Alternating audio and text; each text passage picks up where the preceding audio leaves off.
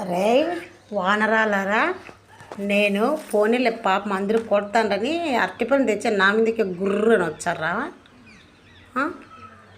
మీరు మా మనుషుల్లాగా తయారైపోతానరా లాస్ట్కి. తినండి గొడవ పడకుండా. మీ ముగ్గురే అత్తినా కొడుకులు ఉన్నట్టున్నారు. మీ ఇళ్ళు ఎత్తుకొని వెళ్ళిపోయినారు.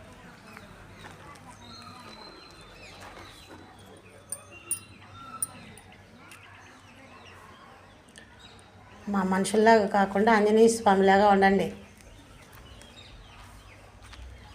జై హనుమాన్, జై హనుమాన్, జై హనుమాన్.